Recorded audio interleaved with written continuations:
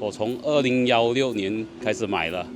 ，2020应该是好了，可是到现在都没有拿到锁匙。我觉得有地住宅还是比较保值的，升值我不敢说，也没有太多的期待。但是公寓的话，我觉得有点风险。我觉得新加坡来这边投资房产，我之前看过比较多失利的原因，大多数都是在价位买太高。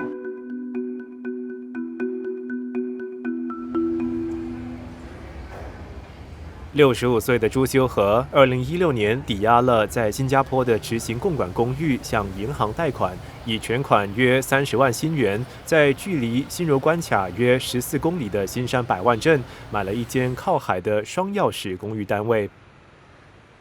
当时销售员向他保证，出租一间房可收取约1500新元的房租。然而工程一再拖延，变成了烂尾楼。当然是无奈嘛，我放了很多心血在里面，真的是很心痛，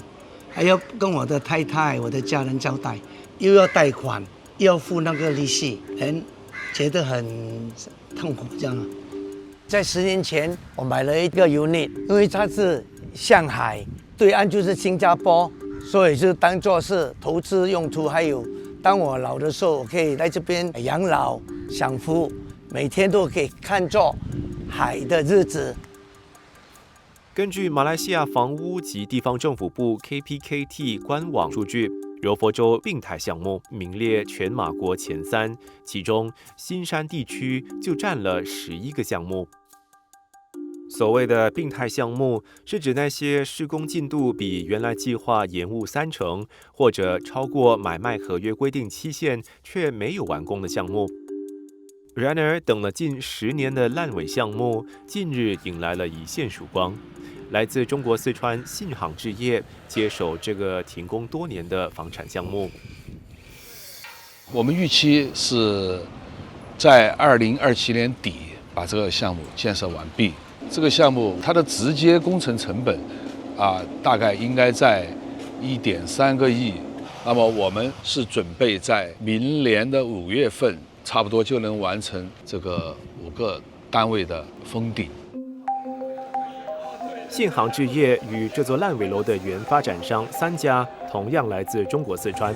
张瑜基于同乡同行的交情参与项目，也考虑到新柔经济特区、晶片大数据产业以及 RTS 通关带来的经济红利，决定以地景湾项目作为进入马来西亚新山市场的第一步。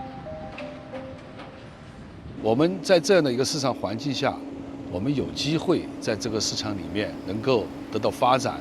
能够挣钱这是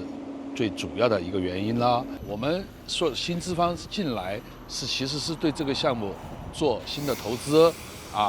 做一些管理上的一些具体的帮助。但是呢，咱们这个项目本身的发展商3家，这个是没变的，它有很多东西是已经做好的。那么通过这个项目呢，我们就能快速的进入马来西亚新山这个市场，能够更快的接触到这个市场的客户。这个项目早前已经卖出大约300户，其中2到3成是新加坡买家。为了让烂尾楼项目重新动起来，四川信航置业和现有买家签署了一份新的谅解备忘录，好让买家对于他们的新条款有所共识。半个月内，已经有3成半的买家完成签署。当然是希望他能签都等了这样久，对吗？我从2016年开始买的，2020应该是好了，可是到现在都没有拿到锁匙。所以还蛮期待的，基本上。我买了2间，一间是买来投资，一间是买来自住的。不过我相信它总有一天会建起来。前几年吧，因为遇到蛮多困难的，包括这个中国的政府有控制外资外流，还有一些马国的政治因素，还有疫情，影响了整个这个工程的进度。不过终于现在见到曙光了。烂尾楼的现象的话，这个在马来西亚还是有发生的，就是对应的，开发商可能由于资金的一个管理资金的一个压力，出现一些对应的经营不善的一个情况。徐杰是富力集团马来西亚公司的总经理，对于新山烂尾楼的现象，他也有所关注。我最近其实有看新闻说，中国发展商会有一些烂尾的一个项目。其实从整体基数上来说，那个中国的发展商来马来西亚开发其实并不多，可能出现了一些个案，大家就会把它放大，说这是中国的发展商。对消费者来说，也需要更谨慎的去选择一些大牌的发展商。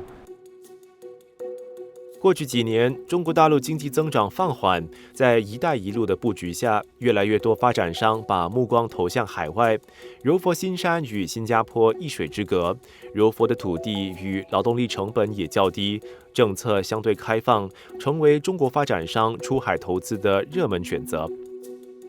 来自中国广州的富力集团，2013年进入新山房地产布局。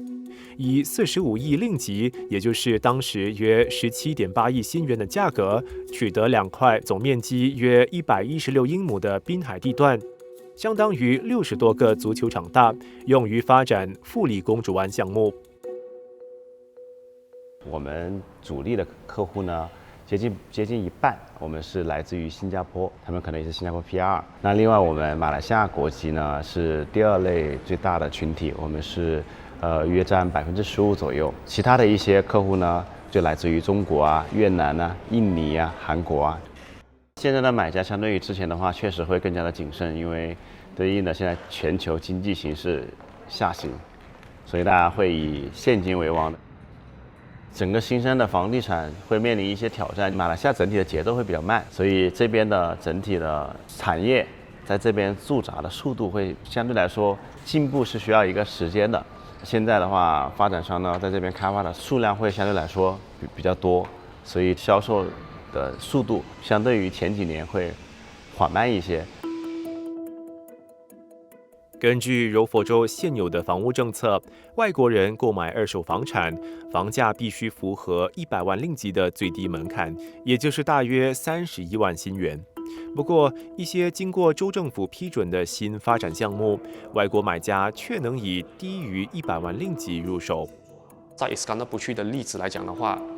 ，even below 50-60万的房子，他们要入手也是可以。因为早年的时候，政府想要发展Iskandar Puteri那一块，变成说在税务上面有给出很多减免的政策，然后就是很 friendly towards foreigner buyer。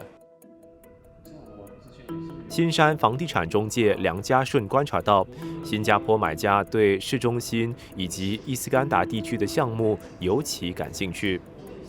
for 市区这一边的话，会买在这一边的人都是很依赖过后需要 RTS 回去新加坡可能探亲，还是说他可能在新加坡那边他有房子，他不想要卖掉，他想拿 IMH 来这边退休， then 他们就会住在一个 relatively 比较靠近新加坡border的地方这样子。移民新加坡已有27年的高俊伟是一名理财顾问总监。3年前，他以大约40万新元，在新山伊斯干达地区购入一栋2层有地住宅，作为度假屋。这边呢，就是在新山这个住宅小区，这个小区呢还是挺安静的。然后呢，设计风格方面呢，还有整个的小区管理方面，还是挺不错的。我们买的那个房子在新山叫做田字屋。就是它介于排屋和半独立之间。我们看到那个房子就很喜欢，整个一个小区呢绿化做的都非常好，而且有保安，也觉得相对比较安全。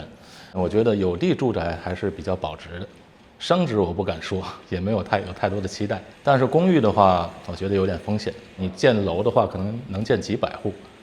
那稀缺性来讲，肯定有地住宅它的稀缺性就比较好。那公寓的话，假如你买得好，出租租金不错，可能过2年旁边又建了几十栋楼，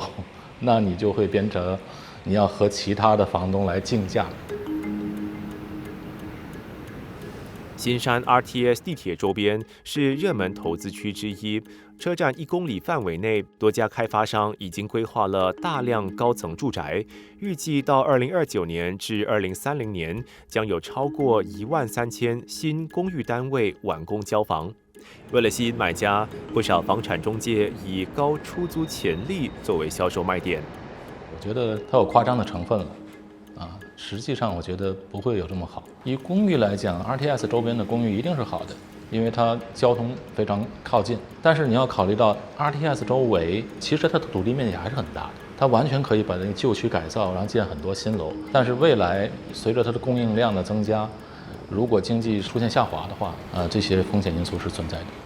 假如你要靠一个新山的房子，它的租金来维持你在新加坡的生活的话，那边的租金减少，那边的汇率下跌，都会对你造成很大的影响。你要考虑，不仅是这3年5年的事情，你要考虑5年后、10年后，甚至20年后。那马来西亚的政治呢，一向来它也不是很稳定，这些都是一些风险因素。我相信大多数现在在新加坡的朋友应该都有这一个想法，就是我一旦有买到一间 landed， 我就差不多等同于买到一个永远会帮我赚钱的经济。那很多人会不小心的把类似这样子的策略 copy and paste 过来新山。当然，我并不是说在这边买 landed 没有赚钱，因为它确实还是有盈利空间在那边。如果你说要像新加坡国内那么高的话，我觉得就有一点点放错期望值了。毕竟2个地方的土地面积不一样。对于